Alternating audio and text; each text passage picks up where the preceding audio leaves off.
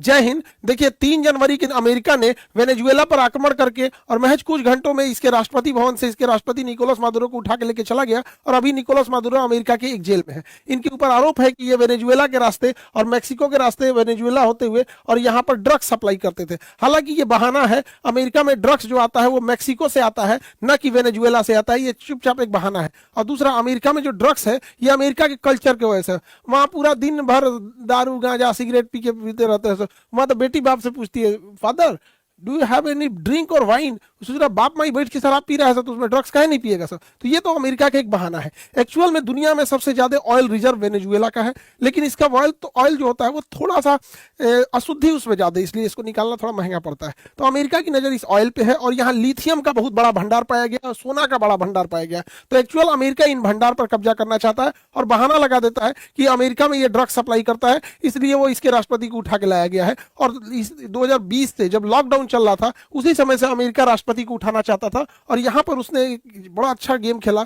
Nicolas Maduro के ही सेनापति, उप सेनापति को इसने मिला लिया और उसने ऑफर दिया कि तुम्हें करोड़ों रुपए दिए जाएंगे, अमेरिका में बस जाओगे, नया पासपोर्ट, नया नाम सब दे दिया जाएगा। उसका अलग नाम दे दिया गया कार्डिनल। अब बाद में ये भी नाम को वो लोग क्या कर देंगे, चेंज कर देंगे। और यही वो व्यक्ति है जो हर एक जानकारी बताते गया। निकोलस मादुरो कितने बजे उठते हैं, कितने गार्ड रहते हैं, रात के समय कौन सा रास्ता होता है, हेलीकॉप्टर कहाँ लैंड करेगा, स्केप रास्ता क्या है, इमरजेंसी में राष्ट्रपति किधर भागेंगे, राष्ट्रपति जिस कमरे में रहते हैं उसकी दीवारें कैसी हैं, दरवाजा कितना मोटा है, किधर खिड़की है या नहीं, A to Z लेआउट। वही ये कार्डेनियल नाम का ये बदला हुआ नाम है, उसी का उप सेनापति ने उसे अमेरिका के CIA एजेंसी को मुहैया कराया था। इस आधार पर बहुत लंबे समय से प्लानिंग चल रही थी और इस प्लानिंग में लगभग 150 जहाजों ने भाग लिया। और 150 जो जहाज है, एयरक्राफ्ट है, अलग अलग टाइप के जहाज है और अलग अलग शहर से उड़ान भरे हैं और सब के सब वेनेजुएला पहुंचे हैं। और सबसे बड़ी बात यह है कि इनके पहुंचने का टाइमिंग एक है, भले उड़ने का टाइम कुछ भी हो, इनके पहुंचने का टाइम एक है। वेनेजुएला को ये लोग संभलने का मौका नहीं दिए और समझते हैं कौन कौन सा इसमें यूज हुआ है। तो जो सबसे पहले वेनेजुएला में एंट्री मारा था,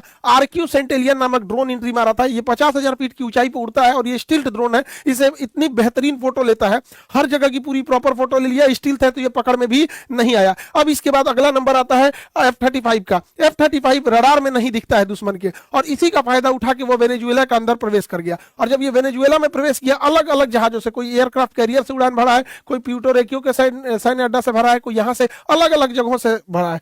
तो इसे वेनेजुएला देख नहीं पाई क्योंकि ये स्टिल्ट रडार है। और ये क्या किया, वेनेजुएला के रडार पे फेक सिग्नल भेजना चालू किया। तो वेनेजुएला के रडार कंफ्यूज हो गए कि अचानक से इतने जहाज कैसे आ गए। ये इसका इलेक्ट्रॉनिक वॉरफेयर का तरीका है। अब इसके पीछे चला गया ग्लाउरर। ग्लाउरर जहाज जो है ये बहुत खतरनाक है, ये इलेक्ट्रॉनिक वॉरफेयर के काम में आता है।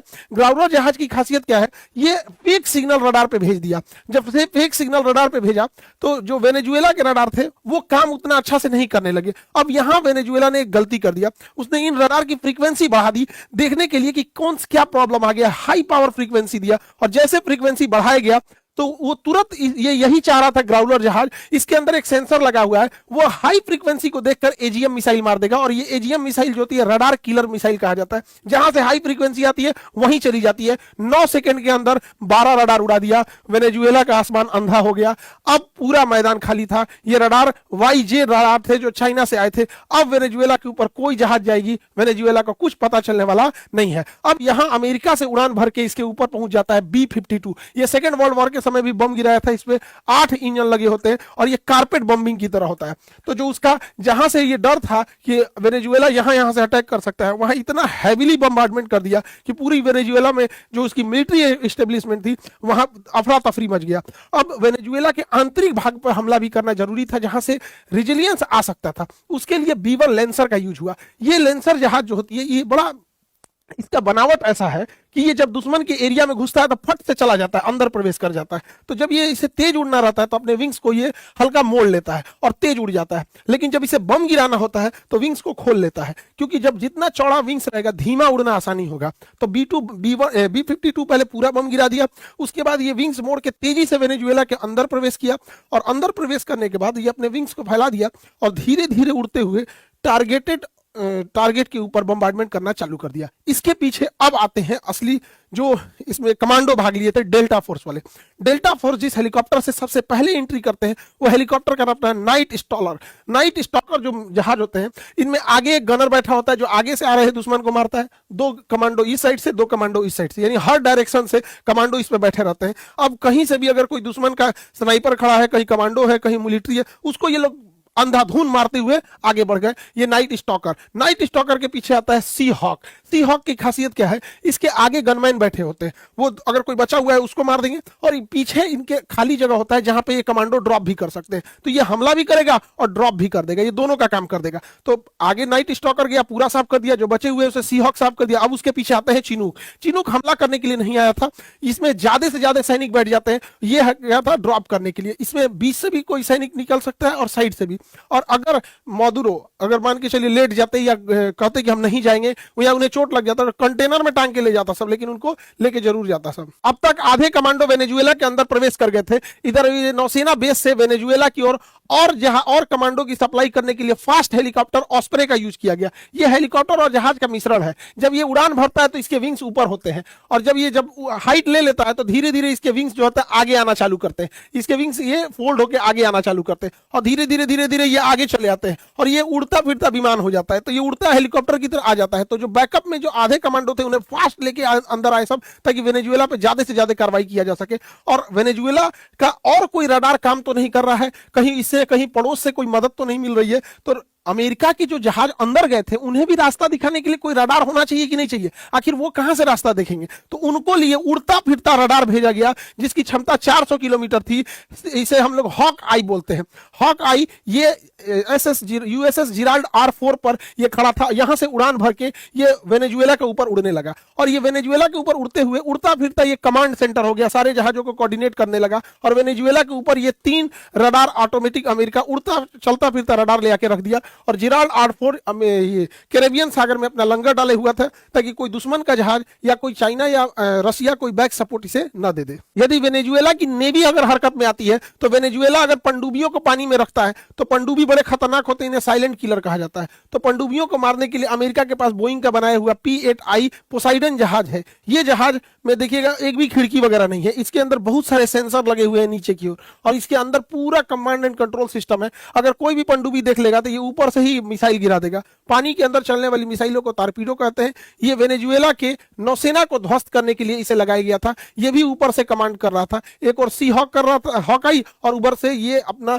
पोसाइडन जहाज उसकी निगरानी कर रहा था। और वेनेजुएला के सामने पूरी की पूरी अमेरिका ने नौसेना का बेड़ा खड़ा कर दिया था। ये फुल फ्लेजेड वार के लिए रेडी थे कि अगर वेनेजुएला की ओर से कोई एक्शन लिया जाता है तो यहां जितने जहाज हैं रेडी टू मूव है, सब में कॉकपिट में पायलट बैठे हुए हैं, उसकी नेवी खड़ी हुई है, पीछे उसके प्यूर्टो रिको, फ्लोरिडा और अन्य एयरबेस पे पूरी की पूरी मिलिट्री तैनात थी। हर जहाज में कॉकपिट में जहाज में पायलट रेडी थे कि अगर वेनेजुएला की ओर से कोई अटैक आता है तो इतना तेजी से ये हमला करेंगे कि पूरी स्टेब्लिशमेंट खत्म हो जाएगी वेनेजुएला को ये लोग संभलने का मौका नहीं देते। और जब ये पूरी की पूरी अंदर प्रवेश कर गए सब, तब असली खेल चालू होता है। पूरे वेनेजुएला को आइसोलेट कर दिया जाता है और वेनेजुएला पे होता है अब साइबर अटैक। साइबर अटैक जब होता है तो वेनेजुएला में जो पावर सप्लाई की जाती है और जो पावर ग्रिड होती है, इसमें भी तो कंप्यूटर लगा है, और वो कंप्यूटर या तो माइक्रोसॉफ्ट का होगा या तो मैकबुक का होगा। उस कंप्यूटर पे अपडेट के नाम पे पहले ही एक मॉलवेयर भेज दिया गया था, वायरस भेज दिया गया था, जो एक्टिवेट करके पूरी लाइट सिस्टम को ही, मेन पावर को ही सप्लाई काट देता है, पावर ग्रिड से ही काट देता है। अब ये लोग कंप्यूटर से ऑन करते रहते हैं, कंप्यूटर में ऑन नहीं होता है, कंप्यूटर ही ऑन नहीं होता है। और चलो गूगल, माइक्रोसॉफ्ट, लैपटॉप, ये लोग बार बार समझाते हैं कि अपना जब तक नहीं होगा तब तक दिक्कत होगा। पूरी शहर में, पूरे देश में ब्लैकआउट हो जाता है, पूरा शहर अंधेरा छा जाता है, किसी को पता ही नहीं चलता है क्या होता है। उसके गूगल सैटेलाइट काम करना छोड़ देते हैं, जीपीएस काम करना, वेनेजुएला, अमेरिका का ही जीपीएस वेनेजुएला का जीपीएस काम करना बंद कर देता है। जो भी कंप्यूटर माइक्रोसॉफ्ट और गूगल थे उसका डाटा पहले ही ले लिया गया था। उसके command and computer system hang होने लगते हैं, काम नहीं करता है। अचानक से वेनेजुएला के ऊपर एक भी जहाज का रडार का पूरा रडार खाली कर दिया जाता है। ये इतना उसका साइबर कमांड फोर्स इतना एक्टिव था अमेरिका का। जब वेनेजुएला चारों ओर से घिर जाता है तब खेल असली शुरू होता है। चिनूक हेलीकॉप्टर से आए कमांडो बिल्डिंग के छत पर उतरते हैं और इन्हें पता रहता है कि मादुरो जिस मकान में रहेंगे, जिस रूम में रहेंगे, उस पर स्टील की मोटी दीवारें होंगी और उसको तोड़ना बड़ा मुश्किल होगा। इसके लिए ये अपने साथ थर्मल लेंस और ब्लू टॉर्च लेके जाते हैं। ये कितनी भी मोटी सी मोटी स्टील की परत क्यों ना हो, उसे काट के गिरा देते हैं। अब ये पता कैसे चलेगा? इनके पास तो हथियार है काट के गिरा देने के लिए। किस कमरे में मादुरो है ये कैसे पता चलेगा? कमरा तो बंद रहेगा अंदर से। इसके लिए पूरी बिल्डिंग में मादुरो कहां है, इसके लिए इन्होंने ग्राउंड पेनिट्रेटिंग रडार रखा था, वॉल पेनिट्रेटिंग रडार। इस रडार से हम अगर रखते हैं तो उसके अंदर क्या चीज है दिख जाता है। ये तो नॉर्मल भी चीज यूज होती है, जैसे ट्रक में क्या जा रहा है क्या नहीं जा रहा है तो पूरा खोल के पहले यूज होता था, अब तो रडार से ही ऐसे देख लिया जाता है। लेकिन ये उससे हाई पावर होता है और अंदर ये इंफ्रारेड सिग्नल और हीट सिग्नेचर भेज के भी पता कर लेता है कि इस वॉल के अंदर कितने लोग हैं। और जैसे ही वॉल के अंदर देखा गया कि 2 लोग हैं और कद काठी से पता चल गया कि तो तुरंत दरवाजा तोड़ के अंदर घुस गए और अमेरिकी कमांडो, डेल्टा फोर्स के कमांडो इन्हें उठाकर और यहां से वेनेजुएला से उठाकर और अपने हेलीकॉप्टर में लेकर, और यही अमेरिकी नौसेना का जहाज खड़ा था यूएसएस इवो जीमा, और इसी के ऊपर लैंड किया गया और यहीं से यह फोटो रिलीज की गई थी और पूरी दुनिया को बताया गया कि वेनेजुएला के राष्ट्रपति निकोलस मादुरो को किडनैप करके ले आ जा चुका है और अब वो अमेरिकी नौसेना के एक जहाज पे है। यहां से इन्हें प्यूर्टो रिको के भेजा गया हेलीकॉप्टर से, फिर यहां से ये फ्लोरिडा है और यहां अभी न्यूयॉर्क में पहुंचे हैं। इनके ऊपर मुकदमा चलाया जा रहा है। एक छोटी सी जेल की सेल मिली है, इसी के अंदर बाथरूम है। एक राष्ट्रपति का ये हाल कर दिया है अमेरिका। पूरी दुनिया को अमेरिका ने दिखा दिया है। अब पूरी दुनिया अमेरिका अपनी नीतियों पे नहीं चल रहा है, अमेरिका ट्रंप की नीति पे चल रहा है। ये दिखाता है कि जब कोई एक तानाशाह पागल होता है तो देश से बड़ी अपनी नीतियां बना देता है। अमेरिका के लिए आगे चल के ये बहुत घातक साबित होगा। वेनेजुएला के पास रूस का दिया हुआ S-300 भी एयर डिफेंस था जो काम नहीं आ सका। Actual S-300 missile defence system ये 30 साल पुराना है। ये F-16 जहाजों के लिए कारगर था, लेकिन अमेरिका ने इसमें X-16 जहाज यूज ही नहीं किया। दूसरा, वेनेजुएला के पास रूस से खरीदा हुआ सुखोई 30 जहाज है। ये सुखोई 30 जहाज भारत के पास भी है। अब समस्या क्या आएगा? इन जहाजों को अमेरिका ले जाएगा अपने नेवाडा एयरफोर्स स्टेशन। अब वहां इसको ये उड़ा के देखेगा कि कितने डिग्री एंगल ये नहीं मुड़ सकता है। तो इसके एक्चुअल कहां कहां ड्रॉबैक है। अब अगर सुखोई पर हमला करना होगा तो ये जो जहाज है, जैसे पाकिस्तान F-16 यूज करता है, तो ये अपने जितने भी जानकार हैं जो इसके दोस्त है उसको बता देगा कि अगर इस जहाज को मारना है तो इतना डिग्री नहीं मुड़ सकता है, कितना ऊपर जा सकता है, कितना नहीं जा सकता है, ब्लैक पॉइंट क्या है, और फिर इसका रिवर्स इंजीनियरिंग करके निकालेगा। ये वेनेजुएला के साथ साथ रशिया के लिए भी एक बहुत बड़ा सरदर्द है। हालांकि वेनेजुएला के पास S-300 था जो F-16 को मार गिरा था, इसलिए अमेरिका ने इसे यूज ही नहीं किया। अगर उसके पास S-400 आता तो ये F-35 को भी पकड़ लेता, लेकिन उसके पास ये नहीं था, इसलिए अमेरिका यूज कर रहा है और कह रहा है देखो मैंने तुम्हारा पूरा एयर डिफेंस सिस्टम ध्वस्त कर दिया। अरे भैया, तुम F-35 लेके काहे नहीं घुस गए रूस में? और तुम्हारा जब केरल में खराब हुआ था F-35, काहे नहीं चले आए? S-400 का रडार F-35 को लॉक कर सकता है, ऐसा नहीं है। तो ये तो नॉर्मल देश को, और दुनिया का इतना बड़ा सुपर पावर बैकअप में रखा है नाटो, तो कोई भी देश उतना आगे जा सकता है। और हमारे देश को इतना ह्यूमिलिएट किया ये इंसान, पागल हो गया है ये। भारत को बड़ा अपशब्द बोला। प्रधानमंत्री हमारे देश की संपत्ति होती है। प्रधानमंत्री को बोलता है ये कि मोदी ने फोन किया, उन्होंने बोला प्लीज मैं आपसे मिलना चाहता हूँ। क्या बदतमीजी है ये बड़ा दुख होता है कि प्रधानमंत्री एक पूरे देश का प्रतिनिधि होता है। एक प्रधानमंत्री की इज्जत पूरे देश की इज्जत होती है। हमें सबको खड़ा रहना चाहिए यहाँ पर। और हम धन्यवाद कहते हैं पहले महाराष्ट्र के लोगों को कि यहाँ जो टेस्ला का पहला कारखाना मिला था, आप लोग को इंडिया की गाड़ियां खरीदी यहाँ पे। ऐसे अमेरिकन वाले प्रोडक्ट्स को यूज करेंगे, ये अल्टीमेटली हम लोग के लिए भी बड़ा सरदर्द बनेंगे। हमको लगता है कि उतना सक्सेस नहीं हुआ महाराष्ट्र में जो टेस्ला खुला था। हमें अपने प्रोडक्ट्स में होना चाहिए। और ये लोग देखिए, हमारे भारत के लोग इन्हें मोटिवेशन मानते हैं। इनकी हिम्मत नहीं हुई थी, ये करोड़ों कमाने वाले लोग, इनकी हिम्मत नहीं हुई थी कि ऑपरेशन सिंदूर पे एक शब्द बोल सके। आप बताइए, हम देशवासियों से पूछना चाहते हैं, क्या इनका कर्तव्य नहीं बना कि एक बार ये बोल सके कि जब ये प्रधान डोनाल्ड ट्रंप, ये पेट्रोल पंप हो गया, पेट्रोल पंप यहाँ पे, इसको पेट्रोल चाहिए यहाँ डोनाल्ड ट्रंप से हटके, जब हमारे प्रधानमंत्री का अपमान कर रहा था तो इन लोग की हिम्मत नहीं हुई। एकदम यहाँ पे ईमान धर्म बेच दिया है सब। यहाँ पर ये लोग क्या करेंगे? पैसे के अंधे हो गए। और हमारे देश के लोग कहते हैं कि ये बहुत आगे निकल गए, किसी काम के नहीं। कोई गूगल संभाल रहा है, कोई माइक्रोसॉफ्ट संभाल रहा है, कोई कुछ संभाल रहा है, और एक शब्द नहीं बोला जाता है इन लोगों से अपने देश के प्रति। वही देखिए यहूदियों को, इजराइल पे ऊपर जो गजा से हमला हुआ था, तो गजा कोई बहुत बड़ा देश नहीं था, उसके बाद अपनी आर्मी है, एयरफोर्स है, नेवी, कुछ भी नहीं है, और इजराइल इतना शक्तिशाली, बावजूद इसके पूरे यहूदियों ने एक साथ एकजुटता दिखाई। और इन लोगों के ऊपर एक बार आप जरूर सोचिएगा, क्या इन लोगों को बोलना चाहिए कि नहीं बोलना चाहिए? ये हमारे देश का अपमान है, प्रधानमंत्री का अपमान है। प्रधानमंत्री देश का प्रतिनिधि होता है। अमेरिका जिस तरह बेलगाम हो गया है, वो अगला निशाना बनाएगा ग्रीनलैंड को, इधर लेगा क्यूबा को, और यहाँ ईरान पे भी अटैक कर सकता है, क्योंकि अब अमेरिका को रोकने वाला कोई नहीं है। हाल ही में अमेरिका ने यहाँ पर रूस का एक पानी वाली टैंकर को, जहाज को, पेट्रोल टैंकर को भी अपने अंडर में ले लिया, सीज कर लिया, जबकि रशियन पनडुब्बियां इसकी सुरक्षा दे रही थी। लेकिन अमेरिका इतना मन बढ़ गया, किसी से नहीं डर रहा। अब इस घटना के बाद चाइना ताइवान पे कब्जा करने के लिए लीगली वो सेटिस्फाई हो चुका है। अब वो इस ताइवान को कब्जा करेगा, और ताइवान को कब्जा करने के बाद वो सिलिकॉन पर कब्जा कर लेगा, और सिलिकॉन से ही आज पूरी दुनिया की जितने एडवांस चीजें बनती है, चाहे वो किसी भी तरह का पैसेंजर जहाज हो, पनडुब्बी हो, हेलीकॉप्टर हो, स्पेस शटल हो, ड्रोन कैमरा हो, कंप्यूटर हो, लैपटॉप हो, वॉशिंग मशीन हो, कहीं भी हर जगह यूज होता है, तो वो होता है सेमीकंडक्टर। अमेरिका पेट्रोल पे कब्जा करो, चाइना सेमीकंडक्टर पे कब्जा करने जा रहा है। चाइना तो बदला ले लेता है यहाँ पर। अमेरिका ने जो वेनेजुएला के साथ किया, वो भारत के साथ कर सकता है कि नहीं? तो ये भारत के साथ नहीं कर सकता। उसके लिए 3 लोगों का धन्यवाद देना चाहिए। 1974 में स्माइलिंग बुद्धा नाम से इंदिरा गांधी ने परमाणु परीक्षण कर दिया और मिसाइल प्रोग्राम और परमाणु प्रोग्राम को आगे रखा। वो उतना सक्सेस नहीं था और परमाणु बम बन के तैयार था। जरूरत था तो हमारे वैज्ञानिकों को और दृढ़ राजनीतिक शक्ति की। फिर 1998 में अटल बिहारी वाजपेयी और एपीजे अब्दुल कलाम की जोड़ी ने परमाणु परीक्षण कर दिया। ये 3 लोगों का नाम परमाणु परीक्षण के लिए याद रखेंगे कि आज भी अगर हमारे ऊपर कोई इस तरह से हमला करेगा तो हम लोग भी जवाब में ये परमाणु बम देंगे और बढ़िया से उनको जवाब दे दिया जाएगा। तो ये जरूरी है।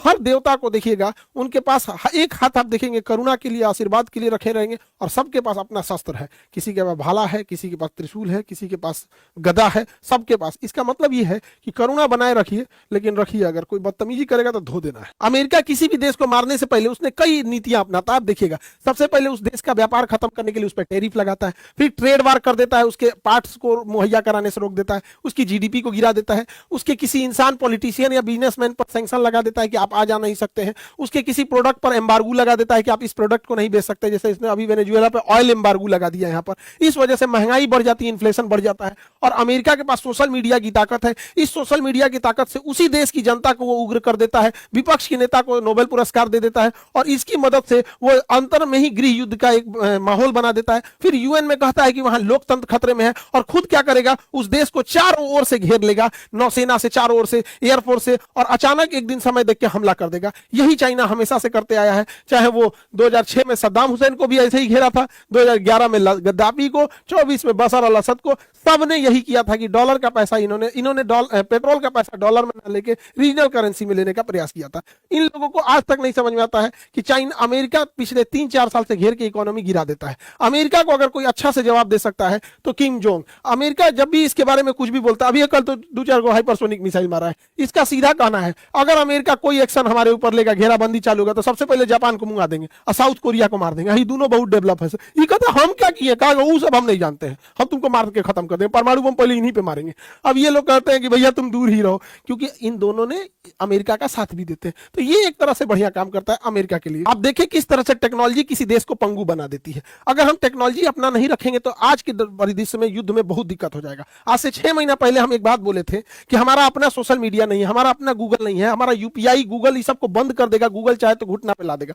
तो बहुत आदमी गुस्सिया गए थे कि सर ऐसे कैसे कर दिए, भारत इतना कमजोर है कि गूगल घुटना पे ला जाएगा। एगो इंडिगो ला दिया था घुटना पे, एगो इंडिगो जहाज। सोशल मीडिया हम लोग का नहीं है। सोचिए, ये प्रधानमंत्री का जो जहाज है हम लोग के पास, अपना प्रधानमंत्री राष्ट्रपति का जो जहाज है, नहीं, बोइंग अमेरिका का है। अगर वो चाह देगा सॉफ्टवेयर रोकने के लिए तो उड़ान भरने से रोक देगा। तो ये जरूरत है हम लोग को, देश को, कि हमें अपना सॉफ्टवेयर, आज अब कोई कंप्यूटर लीजिए, माइक्रोसॉफ्ट का होगा, मैकबुक का होगा, कोई सोशल मीडिया है, ये सारा का सारा सोशल मीडिया वगैरह अमेरिका से कंट्रोल्ड किया जा रहा है। तो भारत को जरूरत है चाइना की तरह आत्मनिर्भर बनने की, ताकि हम भी अपनी चीजों को कंट्रोल कर सके। वरना इस तरह से लचर व्यवस्था रहेगी और हम लोग इस तरह से रहेंगे तो कहीं ना कहीं ये दुश्मन के लिए बहुत फायदा हो जाएगा। यही बात हम पहले भी समझा रहे थे कि अगर गूगल चाहे तो हमारे किसी चीज को रोक सकता है, क्योंकि उसके पास टेक्नोलॉजी और पावर इतना है। आप जीता जागता एग्जांपल वेनेजुएला पे देख लीजिए। आज से 6 महीना पहले कई आदमी, डिजिटल जोम्बी है सब, कुछ देखिएगा यूट्यूब पे कुछ जोम्बी है सब। आप कोई अच्छा सलाह दीजिएगा देश प्रेम में ना, तो वो सब राजनीति प्रेमी है सब, ऐसे नहीं हो सकता है। अरे भैया, टेक्नोलॉजी उसकी रहेगी, वो कभी भी यूज कर सकता है।